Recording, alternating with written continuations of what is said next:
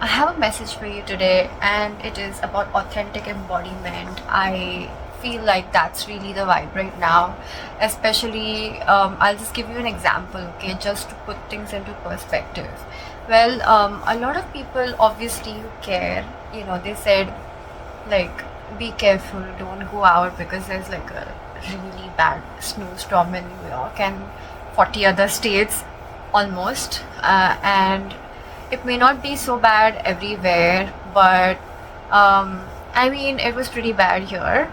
And I was like, obviously told, like, be careful and everything, but my inner child loves to play, and she's very active and I love thrill seeking like that, and like little things here and there. And so I kind of just like checked in with myself and made sure that I was being safe and I was wearing the right clothes and the right shoes and everything when I stepped outside. And I went out for a walk, and I also went to Union Square in New York, which was pretty great.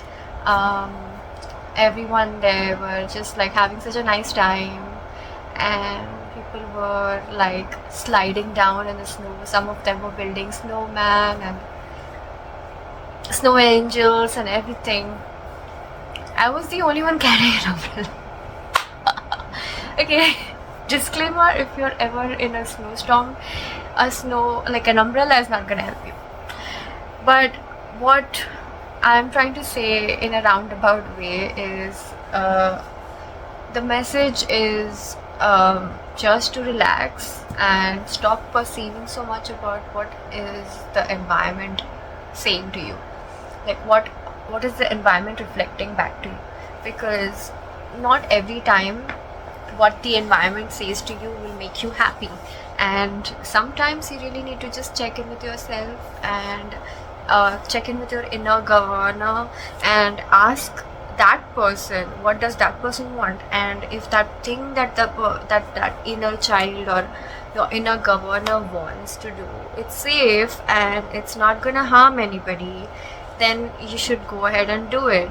And then you won't have any regrets of like, what if. So when you turn off these extra sensory perception, sometimes it really helps. Sometimes it really helps, especially for people who are sensitive, highly sensitive people who consider themselves as empaths, who can feel other people's anxieties and emotions very easily because they have very thin skin in that way. Like, I wouldn't say thin skin, emotionally they are quite sensitive because their reaction time and feeling, there is very little time and space between those two things. So well, I used to be that. I think I'm improving quite a bit on that front. Improving as in there's nothing really wrong with being sensitive. It just, you need to learn emotional regulation. And so the message is that be divinely embodied within your own self and your own body, within your own psyche and what your thoughts are. Make sure to differentiate between who you are and what others are, and draw a line, because that actually makes a big difference in your life. And I think whoever is out there who genuinely cares, they will understand, and they all they want is for you to be safe and happy. So it's okay. I'm only giving you one example. It could be so many different things. So many different things. Like, if somebody tells you that moving away for a job is not great because they want to be closer to you, or I don't know. Let me see. Let me try to channel a little bit more and see if something else comes up.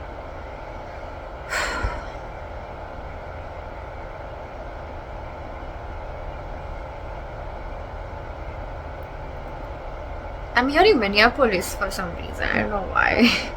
I don't know if that even makes sense to anyone out there who's listening, but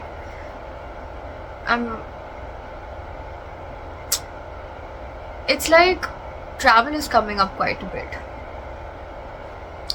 Basically, if there is anything externally, a feedback that is coming to you, and that feedback is not something that is useful to you, leave it.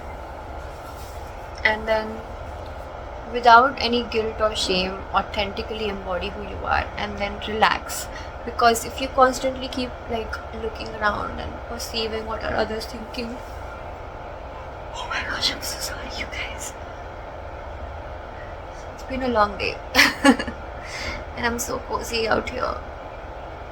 So as I was saying, just relax. Don't worry so much about what others will think and what others will say about you and to you, because at the end of the day, you are within this human body, you're responsible for this human body, and as long as you're being super safe and not doing something extremely crazy, you're good. Today I only went to Union Square, but I kind of wish I went to Central Park, you guys. Oh my gosh, the videos I saw online were so funny. People are making ice cream in the snow outside, and then sharing pizza with each other. They're like sliding down the snow. They're sitting on swings in the playground in the snow. Some people were even like putting the string, attaching it to the car, and like getting the car to pull them and sliding in the snow. It was so fun to just watch. This is New York. Oh my gosh. Whatever it is, wherever you are tuning in from, I bet there are things and activities in your city or wherever you are that call to you, and they are unique and fun and adventurous and thrilling, and just don't think so much, just go and do them. Make sure that you're not just wasting your weekend away. Do activities that you enjoy and don't second guess yourself. Find time for playtime, because your inner child will thank you quite a bit. It's a big part of healing your inner child. Growing up does not mean you have to give up being childlike. Of course, being childish is emotionally immature. So guys, don't throw tantrums. Don't rely on other people for your own emotional regulation. That's not what I'm saying. But do find time to play. Do find time to play with your friends, family. Go on solo trips. And Spirit really wants you to know to embody that genuine thing that you enjoy. If you're in a place where it rains a lot and you like the thrill of going out in the rain, just go out there, dance, or go for a nice bike ride, especially on a road which is not like that busy with traffic. Of course, be careful. Go on hikes, go on treks, explore wherever you are. If there is nature around, go explore, sit there, feel the breeze on your face. Wind makes such a nice noise, sound through the leaves as it rustles through the leaves. It's so nice. That's one of my favorite sounds in the world. So if you like the sensory input, I'm pretty sure that's the wrong word to say it, sensory, like you're like a sensory person, like you get stimulated. Like I feel like I love smelling flowers, jasmine for example, lavender. They're my favorite. So and some sounds like the sound of rain, thunder, or the sound of wind blowing through the trees, sound of waterfall. All of those things, they just make me so happy, so happy.